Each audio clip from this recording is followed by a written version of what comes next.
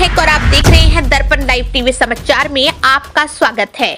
चलिए चलते हैं बिहार की 5 उन बड़ी खबरों की ओर। भारत सुनते ही सन रह गई सोनिया गांधी, नीतीश के बदले रूप से इंडिया हैरान। सूत्रों के हवाले से बड़ी खबर।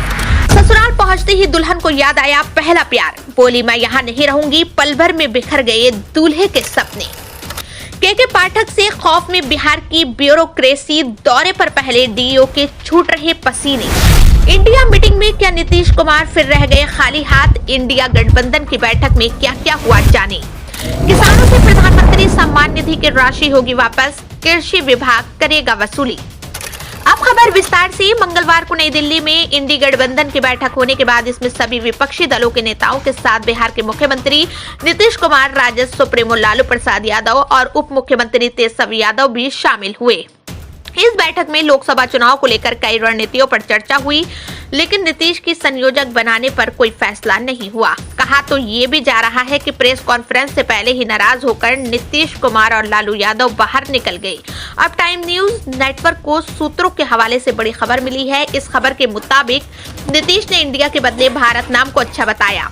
सूत्रों ने बताया कि इंडी गठबंधन की बैठक के दौरान नीतीश कुमार ने कहा कि देश को भारत के नाम से ही जाना जाना चाहिए।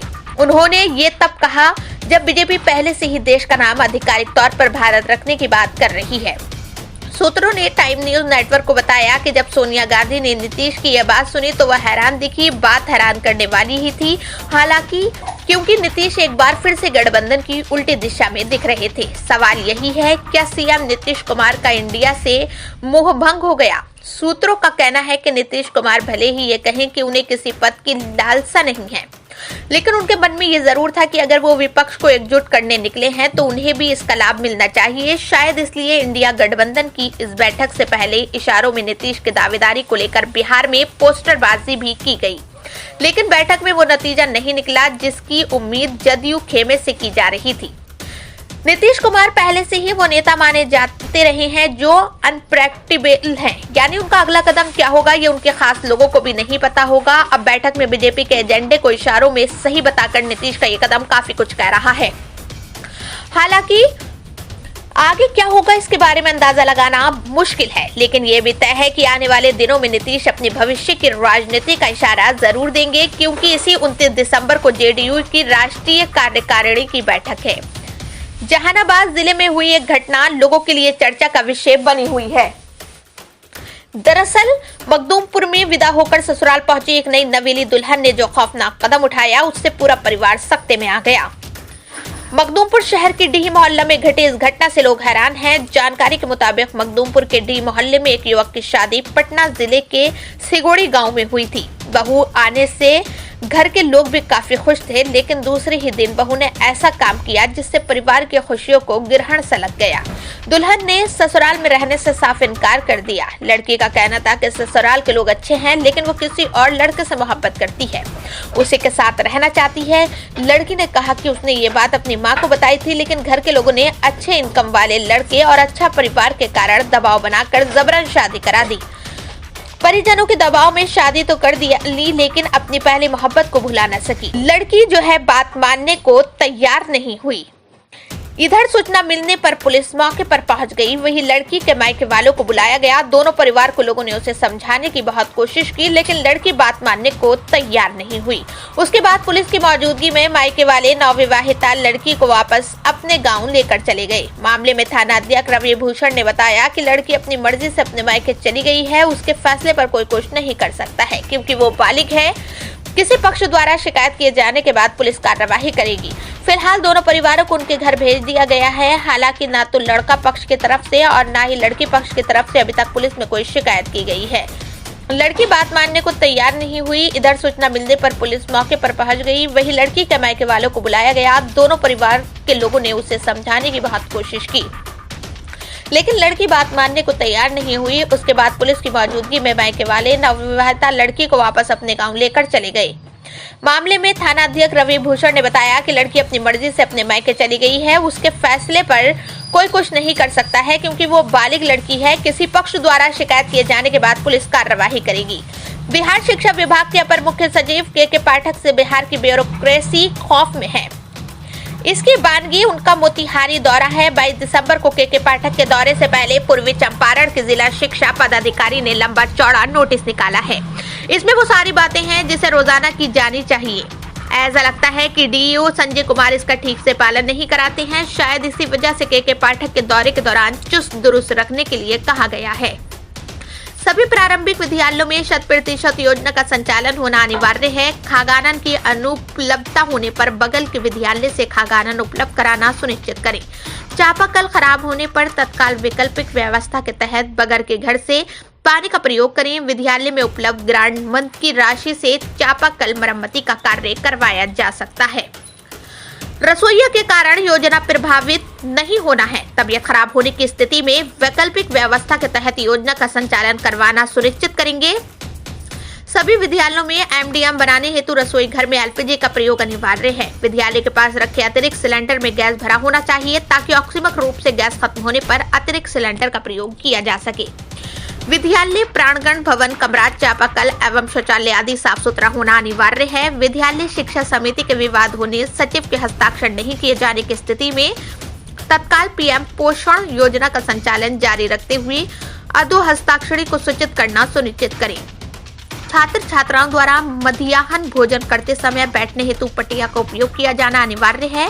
बेंच डेस्क की अनुपलब्धता की स्थिति में बच्चों को बैठने हेतु दरी का उपयोग करवाना सुनिश्चित करें। मध्याह्न भोजन मेनू का दीवार लेखन साफ होना अनिवार्य है। सभी रसोइया सह सहायक रसोई घर में साफ सुथरा और सूती कपड़े में कार्य करेंगे। सभी प्रखंड साधन सेवी पीएम पोषण योजना अपने अपने प्रखंड में इन बिंदुओं का अक्षरश पालन करवाना सुनिश्चित करें। अन्यथा किसी प्रकार की कमी अनियमितता पाए जाने की स्थिति में विधि समस्त कार्यवाही के पात्र होंगे। एनडीआईए गठबंधन की चौथी बैठक खत्म हो गई। इस मीटिंग में भी बिहार के मुख्यमंत्री नीतीश कुमार को संयोजक बनाने पर कोई चर्चा नहीं हुई। ये मीटिंग करीब 3 घंटे चली। बैठक में सांसदों के निलंबन और ईवीएम के मुद्दे पर चर्चा हुई। बैठक के बाद कांग्रेस के राष्ट्रीय अध्यक्ष मल्लिकार्जुन खड़गे ने प्रेस कॉन्फ्रेंस किया। उन्होंने कहा कि 28 राजनीतिक दलों ने हिस्सा लिया। सभी पार्टियों के नेताओं ने अपने अपने विचार रखे। खड़गे ने बताया कि 22 दिसंबर को देश भर में प्रदर्शन होगा। देश भर में 10 जनसभाएं होंगी। वही 30 जनवरी को इंडिया गठबंधन साझा रैली करेगा। मगर नीतीश कुमार के बारे में उन्होंने कुछ भी नहीं कहा। Indian national development inclusive alliance India की बैठक में अगले लोकसभा चुनाव के लिए सीट बंटवारे, साझा जनसभाओं और नए सिरे में रणनीति बनाने समेत कई मुद्दों पर चर्चा की गई। पटना, बेंगलुरु और मुंबई के बाद दिल्ली में आयोजित की गई गठबंधन की यह चौथी बैठक थी। सूत्रों का कहना है कि इस बैठक में सकारात्मक एजेंडा तय करने, सीटों के बंटवारे, नए सिरे से रणनीति बनाने और साझा जनसभाओं को लेकर मुख्य रूप से चर्चा हुई। इस बैठक से पहले तृणमूल कांग्रेस के प्रमुख और पश्चिम बंगाल की मुख्यमंत्री ममता बनर्जी ने सोमवार को कहा था कि इंडिया गठबंधन के प्रधानमंत्री पद के उम्मीदवार का फैसला सन 2024 के लोकसभा चुनाव के बाद किया जाएगा। दिल्ली के अशोक होटल में हुई इस बैठक में कांग्रेस अध्यक्ष मल्लिकार्जुन खड़गे, पूर्व अध्यक्ष सोनिया गांधी, राहुल गांधी और संगठन महासचिव केसी वेणुगोपाल, जनता दल यू से बिहार के मुख्यमंत्री नीतीश कुमार और पार्टी अध्यक्ष राजीव रंजन सिंह उर्फ ललन सिंह, तृणमूल कांग्रेस से पश्चिम बंगाल की मुख्यमंत्री ममता बनर्जी और पार्टी महासचिव अभिषेक बनर्जी, राष्ट्रीय जनता दल से लालू प्रसाद और तेजस्वी यादव, राष्ट्रवादी कांग्रेस पार्टी के प्रमुख शरद पवार और शिवसेना यूबीटी के उद्धव ठाकरे और आदित्य ठाकरे ने हिस्सा लिया। समाजवादी पार्टी के अध्यक्ष अखिलेश यादव और पार्टी महासचिव रामगोपाल यादव, द्रमुक से तमिलनाडु के मुख्यमंत्री एम.के. स्टालिन और वरिष्ठ नेता टी.आर. बालू, नेशनल कॉन्फ्रेंस के Farooq Abdullah, People's Democratic Party PDP की महबूबा मुफ्ती, राष्ट्रीय लोकदल के अध्यक्ष जयंत चौधरी, अपना दल के से कृष्णा पटेल और पल्लवी पटेल और कई अन्य नेताओं ने बैठक में भाग लिया। स्थानीय प्रखंड क्षेत्र में अवैध रूप से किसान सम्मान निधि का लाभ उठा रहे किसानों से राशि की वसूली होगी। कृषि विभाग ने किसानों को राशि लौटाने को लेकर नोटिस भेजी जा रही है। किसानों के बीच प्रधानमंत्री किसान सम्मान निधि योजना की राशि लौटाने के नोटिस को लेकर हड़कंप मच गया है। कृषि समन्वयक संजय पासवान ने कहा कि सरकारी निर्देश अनुसार अयोग्य लाभुक किसानों से प्रधानमंत्री किसान सम्मान निधि योजना की राशि रिकवर की जा रही है। केंद्र सरकार की प्रधानमंत्री किसान सम्मान निधि योजना कुछ किसानों के लिए वरदान साबित हो रहा है, वहीं कुछ अवैध रूप से राशि का उठाव करना किसानों के लिए मुसीबत बन गई है। कुल 202 किसानों को राशि लौटाने की नोटिस भेजी है। इस योजना के तहत फसल की बुआई करने के लिए प्रति वर्ष 3 किश्तों में 2-2 हजार रुपए की दर से 6,000 रुपए किसानों के बैंक खाते में उपलब्ध कराए जा रहे हैं। लेकिन जो किसान उस योजना का लाभ लेने के लिए योग्य नहीं है, फिर भी उन्होंने योजना का लाभ ले लिया है। आरोग्य किसान को राशि वापस करना ही होगा। राशि वापस नहीं करने की स्थिति में उनके विरुद्ध दंडात्मक कार्यवाही भी की जाएगी। इन किसानों को सम्मान निधि की राशि लौटानी पड़ेगी। अभी के लिए इतना ही। खबर में बने रहने के लिए हमारे चैनल को सब्सक्राइब जरूर करें। धन्यवाद।